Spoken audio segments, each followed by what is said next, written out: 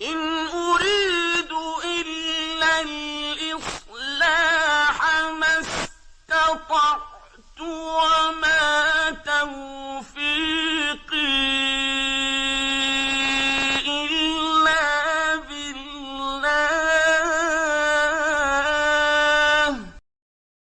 إن الحمد لله وحده والصلاة والسلام على من لا نبي بعده.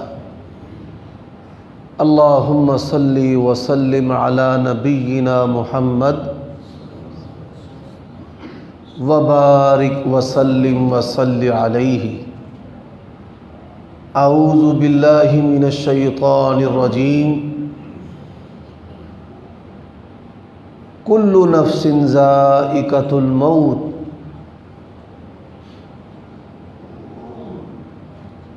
انما توفون اجورکم یوم القیامہ فمن زحزح عن النار وادخل الجنۃ فقد فاز.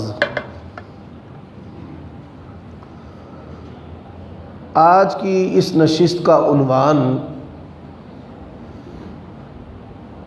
دنیا سے جانے والے جو مسلمان ہیں ان کو ثواب پہنچانے کے کون سے شرعی طریقے ہیں.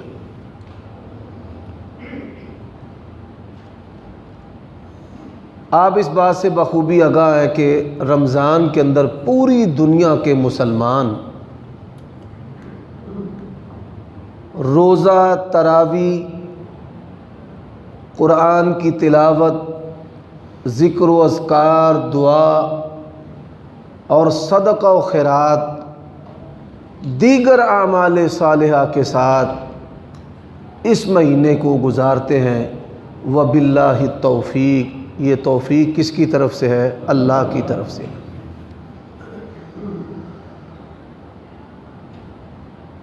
ہر مسلمان جس کا پیارا دنیا سے چلا گیا ہے، والدین کی صورت میں، باپ کی صورت میں یا ماں کی صورت میں، تو اسے اس بات کی فکر رہتی ہے کہ ان کی جو آخرت ہے وہ لمحہ بلمحہ بہتر ہونی چاہیے. اگر اللہ تبارک و تعالیٰ نے مجھے شاہانہ زندگی دی ہے، مال و دولت سے نوازا ہے،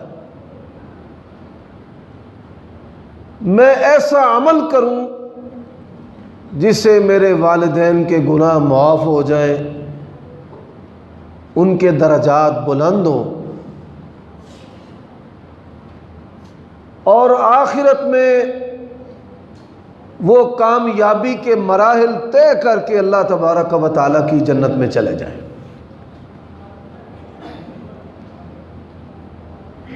10 طریقے ہیں جن سے آپ اپنے پیاروں کو جو دنیا سے چلے گئے ہیں ثواب پہنچا سکتے ہیں.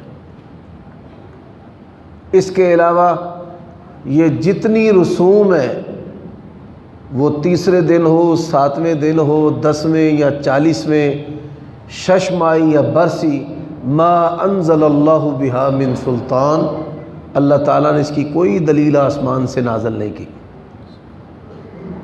اور نبی علیہ الصلاۃ والسلام کے دور میں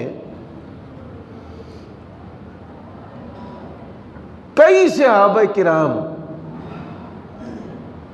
اور آپ صلی اللہ علیہ وآلہ وسلم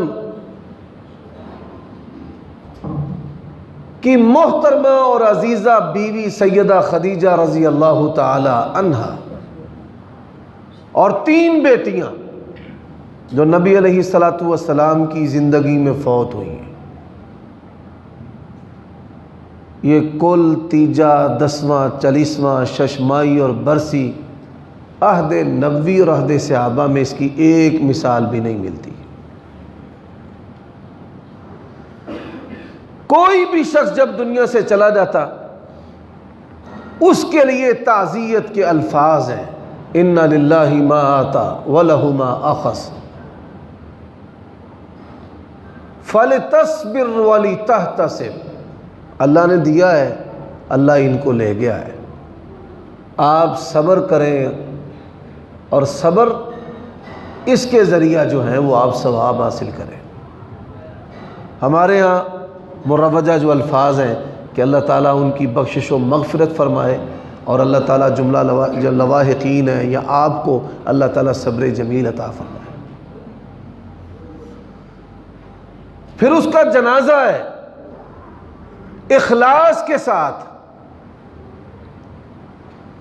نبی علیہ السلام نے فرمایا کہ جب تم کسی میت کا جنازہ پڑھو، اخلاص قلب سے اس کے لیے دعائیں کرو، دل سے، اور پھر اس کے بعد قبر پر دعا ہے۔ یہ 500 قدموں پر دعا اور محلے میں داخل ہونے سے پہلے دعا،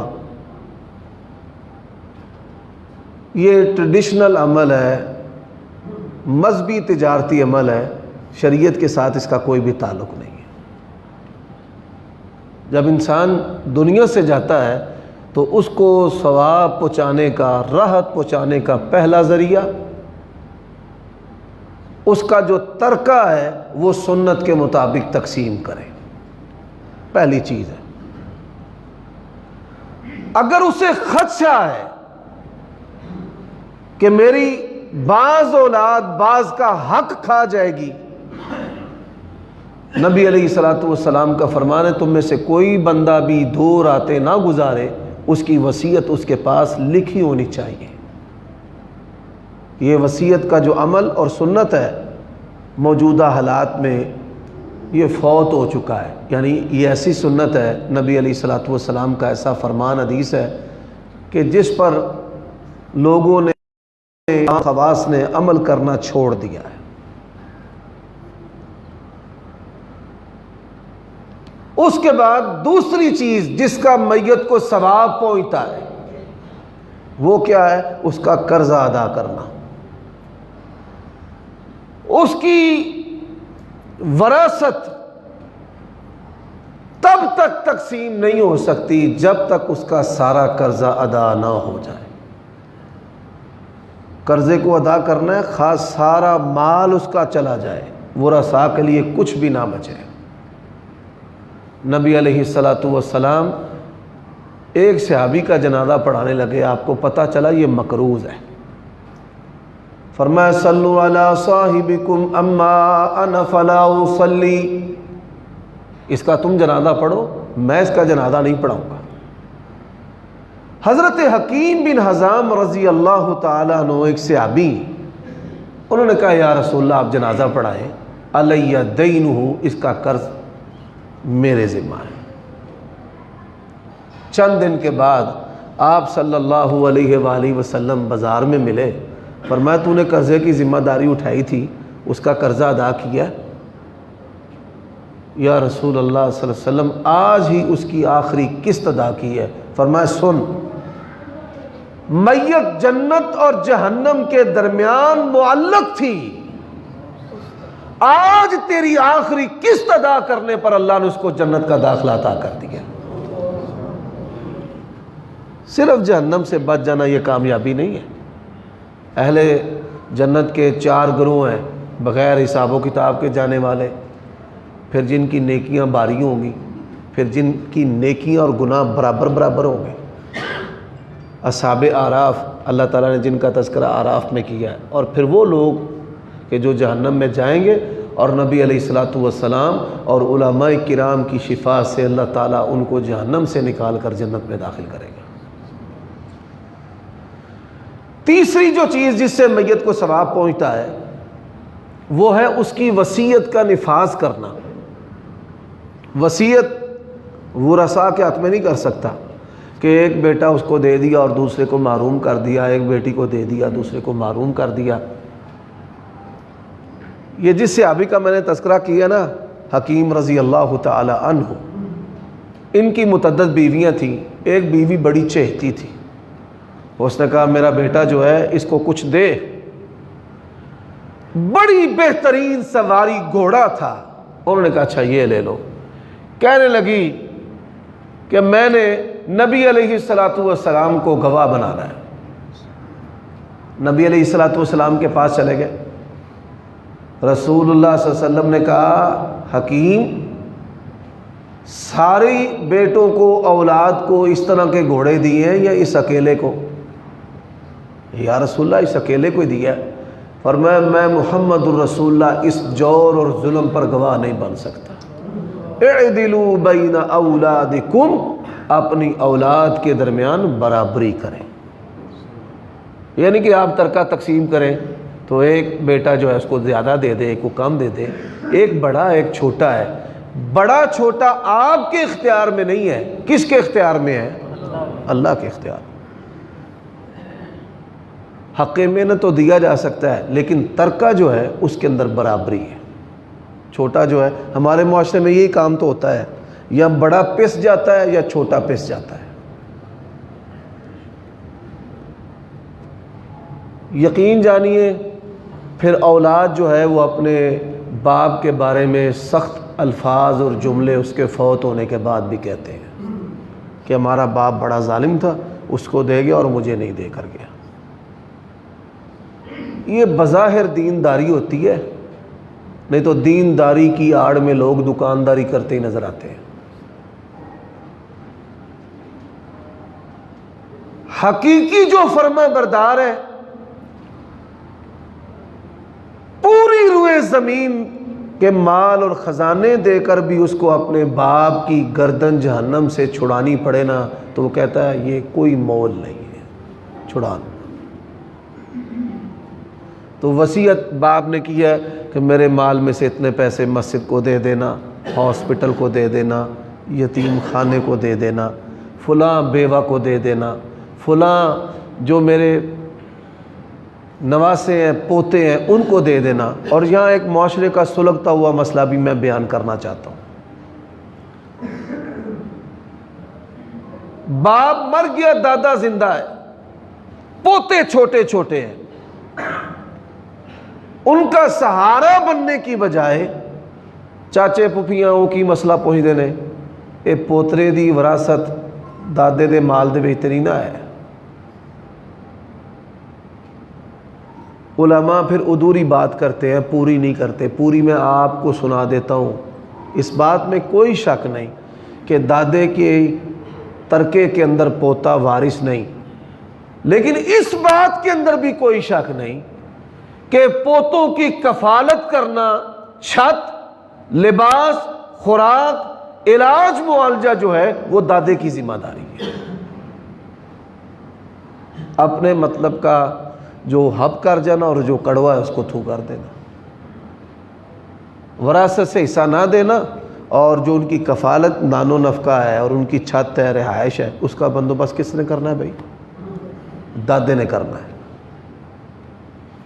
تو وصیت کا نفاذ یہ تیسری چیز ہے۔ چوتھی چیز، اگر اس پر حج ہے اور اس نے حج نہیں کیا،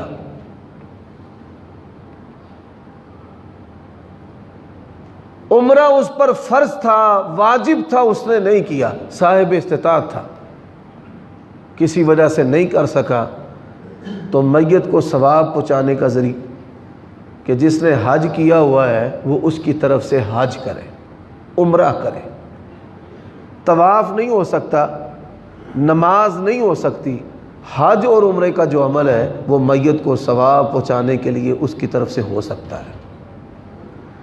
جو فریضہ ہے وہ بھی، اور جو تطوعاً ہے نفلی طور پر وہ بھی ہو سکتا ہے کہ آپ اپنے والدہ کے نام پر خود عمرہ کرتے ہیں یا والد کے لیے کرتے ہیں۔ ویسے اولاد کا ہر نیک عمل والدین زندہ ہو یا فوت شدہ ان کے نامہ اعمال میں لکھا جاتا ہے۔ پانچویں چیز، ممات و علیہ سیام سام عنہ ولیہ، آپ کے والد والدہ دنیا سے چلے گئے، ان پر رمضان کے روزے تھے، نظر کے روزے تھے کہ بھئی فلاں کام ہو گیا تو میں اتنے روزے رکھوں گا، یا رمضان کے فرض روزے تھے وہ نہیں رکھ سکے۔ اب دو صورتیں ہیں، یا تو آپ ان کی طرف سے روزے رکھیں، ورثاء تقسیم کر لیں، 4 بیٹے آپس میں تقسیم کر لیں، بیٹیاں تقسیم کر لیں، جو ورثاء اولیاء ہیں مال لینے والے جو ہیں وہ روزے رکھیں۔ دوسرا مسئلہ، اگر وہ روزے نہیں رکھ سکتے، کئی بیٹے ایسے بھی ہیں ان کی زندگی کی مصروفیت یہ ایسی ہے کہ وہ روزے نہیں رکھ سکتے، بیمار ہیں، مصروف ہیں، کوئی وجہ ہے، تو وہ فدیہ ادا کریں گے۔ درمیانے درجے کا کھانا اپنے والد والدہ کے ایک روزے کے عوض میں ایک مسکین کو کھانا کھلانا۔ یہ 5 جو طریقے ہیں یہ میں نے آپ کو میت کو ثواب پہنچانے کے بتائے ہیں۔ اب 6واں طریقہ میت کو ثواب پہنچانے کا، ربنا اغفر لنا ولإخواننا الذين سبقونا بالإيمان ولا تجعل في قلوبنا غلا للذين آمنوا ربنا إنك رؤوف رحيم۔ ہم جو مسلمان ہیں مسلمانوں کے لیے دعائے بخشش مانگ رہے ہیں۔ یہاں والے جو امریکہ میں ہیں ان کے لیے، امریکہ والے، پوری روئے زمین کے مسلمان ایک دوسرے کے لیے دعائیں مانگ رہے ہیں۔ رب اجعلنی مقیم الصلاۃ ومن ذریتی ربنا وتقبل دعا ربنا اغفر لی ولوالدی وللمؤمنین۔ کب تک؟ یوم یقوم الحساب، قیامت کی صبح تک کے لیے جتنے بھی مسلمان آئے اللہ ان کو بھی معاف کر دے۔ اور اسی طرح نماز جنازہ ہم پڑھتے ہیں تو کیا دعا کرتے ہیں؟ سب سے پہلے دعا اللہم اغفر لی حینا ومیتنا وشاہدنا وغائبنا وصغیرنا وکبیرنا وذکرنا وانثانا۔ اللہ ہمارے مردوں کو، عورتوں کو، بچوں کو، بوڑھوں کو، موجود ہیں جو نہیں موجود، چھوٹوں بڑوں کو، اللہ سب کو معاف کر۔ پہلے ہم اپنی معافی مانگتے ہیں اور پھر میت کے لیے معافی مانگتے ہیں، اللہم اغفر لہ وارحمہ۔ اور اللہ کے نبی نے فرمایا جس مسلمان میت کا 40 وہ افراد جنازہ پڑھے جو اللہ کے ساتھ شرک نہیں کریں گے، نہ کرتے ہوں، تو وہ کہے یا اللہ اس کو معاف کر دے، تو اللہ تبارک و تعالیٰ ان کی درخواست کو رد نہیں کرتا۔ وہ قادر ہے کہ ان کی درخواست کو قبول کرے اور معاف کر دے۔ اب اسی طرح 7ویں بات، نبی علیہ الصلوۃ والسلام نے فرمایا گناہ گار بندہ اللہ تعالیٰ کی عدالت میں پیش ہوگا۔ اللہ کہیں گے چل جنت میں، وہ کہے گا مالی من حسنہ، یا اللہ میری تو کوئی نیکی ایسی نہیں کہ جس کی وجہ سے میں جنت چلا جاؤں، یہ میں جنت کیسے جا رہا ہوں، اس کا سبب کیا ہے؟ فرمایا باستغفاری ولدک، تیرے بچے نے تیری معافی کی اتنی دعائیاں دی ہیں، اتنی درخواستیں کی ہیں، رو رو کے اس نے کہا ہے یا اللہ میرے ماں باپ کو معاف کر دے۔ فرمایا تیرے بیٹے کی استغفار کی وجہ سے یہ آج ہم تجھے جنت عطا کر رہے ہیں۔ یہی دوسری حدیث میں او ولد صالح یدعو لہ، کہ نیک اولاد جو ہے وہ ماں باپ کے لیے دعا کرتی ہے۔ اچھا آپ کو ایک بڑی اللہ پاک کی توفیق سے ہوش والی اور لذت والی جو حدیث ہے وہ سنانے لگا ہوں۔ ہمارے ہاں اکثر علماء کہتے ہیں اور لوگ بھی کہتے ہیں ماں کی دعا جنت کی ہوا۔ باپ جو ہے نا وہ نعوذ باللہ ہم تو سمجھتے ہیں یہ جہنم کا دروغہ ہے شاید۔ کبھی کسی نے اپنے والد سے یہ نہیں کہا کہ ابو جی میرے لیے دعا کریں۔ شیطان نے کیا کیا ہے، ایک حدیث ہے صحیح بخاری کی، وہ باپ کے بارے میں آتی ہے، علماء سو نے اس کو ماں کے بارے میں بنا دیا۔ اللہ کے نبی نے فرمایا 3 بندے ہیں جن کی دعا رد نہیں ہوتی، اور ساتھ ہی ارشاد فرمایا لا شک کا، یہ پکی بات ہے اس میں کوئی شک نہیں ہے۔ ان 3 بندوں میں فرمایا دعا الوالدی لولدہ، باپ کی دعا جو اولاد کے حق میں ہے اللہ اس کو رد نہیں کرتا۔ حدیث میں والد کے لفظ ہیں، ماں کے لفظ نہیں ہیں۔ کس کے لفظ ہیں؟ باپ کے۔ ایک بندہ مجھے کہنے لگا کہ آپ میرے لیے دعا کریں۔ میں نے کہا آپ کے والد زندہ ہے؟ کہتا ہے ہاں۔ میں نے کہا ان سے دعا کروا۔ کہتا وہ تو نماز نہیں پڑھتے۔ اور میں نے کہا اللہ کے بندے تو نماز کی بات کرتا ہے نا، باپ کافر بھی ہو اولاد کے حق میں اس کی دعا قبول ہوتی ہے۔ یہ بات دیر میں رکھ، حدیث میں باپ کے لفظ ہے۔ خاص جو اولاد کی دعا ہے نا، استغفار کی، اور پھر خاص اپنے ماں باپ کا نام لے کر کہ یا اللہ میرے باپ کو معاف کر دے، میری والدہ کو معاف کر دے، تو یہ 7واں ذریعہ ہے۔ اب اس کے بعد 8واں ذریعہ او علم علمہ، کوئی بھی اس کے پاس علم، فن، ہنر تھا، موٹر سائیکل مرمت کرنے کا عمل اس نے کسی کو سکھا دیا، کپڑا بیچتا تھا یہ اس نے کسی کو گر بتا دیا، دنیا کا کوئی کام اس نے کسی کو سکھایا، بتایا، کرایا، اس سے وہ رزق کمائے۔ فرمایا اللہ تبارک و تعالی اس عمل کے بدلے بھی انسان کی گردن کو جہنم سے آزاد کر دیتا ہے، اور جب تک وہ عمل ہوتا رہے گا اس کو ثواب پہنچتا رہے گا۔ یعنی ایک آدمی نے ایک بندے کو ہنر سکھایا، وہ پھر اپنے بیٹوں کو سکھاتا ہے، وہ پوتوں کو سکھاتا ہے، وہ پھر آگے کراتا ہے، وہ پھر آگے 7 نسلوں میں وہ کام ہے، اور ان کو کسی ایک بندے نے سکھایا تھا، اب وہ دنیا سے چلا گیا، 200 سال ہو گئے یا 100 سال ہو چکا ہے، نسل وہ کام کر رہی ہے، اس کے رزق کما رہی ہے۔ اللہ تبارک و تعالی اس عمل کو میت کے لیے سال ثواب یعنی ثواب پہنچانے کا ذریعہ بنا دے گا۔ صدقہ جاریہ، یعنی اس نے اپنی زندگی میں مسجد بنوائی۔ کیا بنوائی؟ مسجد، مدرسہ، ہاسپٹل، یتیم خانہ۔ اس نے کوئی بھی ایسا عمل کیا، یہ صدقہ جاریہ، حتیٰ کہ اس نے درخت لگوایا کہ لوگ اس کے سائے میں کھڑے ہوں گے، بلب لگوا دیا کہ رستہ روشن ہوگا، اس سے رستہ روشن ہوگا۔ تو یہ ایسا عمل ہے، یہ اس انسان کے لیے صدقہ جاریہ ہے۔ یہ کیا ہے؟ اس کے لیے صدقہ جاریہ۔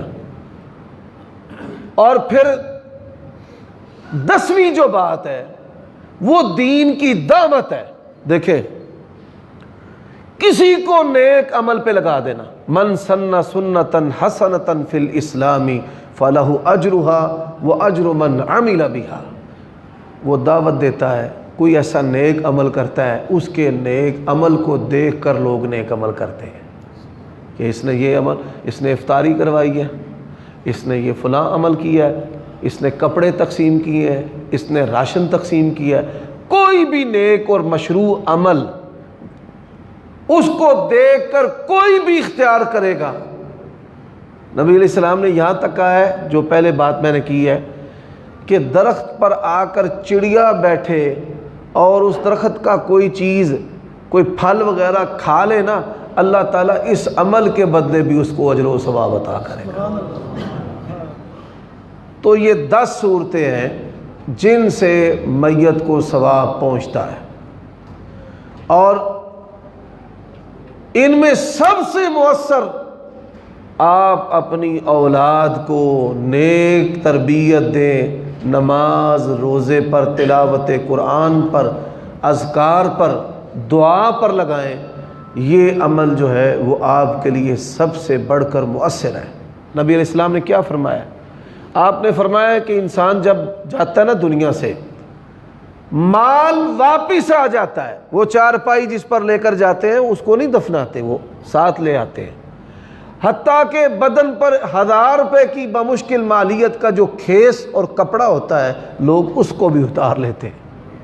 فرمایا اولاد بھی، مال بھی سب ساتھ لے آتے ہیں۔ نیک اولاد اور اس کی نیکی کی تربیت جو ہے وہ پھر اس کی قبر کو روشن کرتی ہے۔ تو یہ چیزیں ہیں جو انسان کو اس کے مرنے کے بعد فائدہ دیتی ہیں۔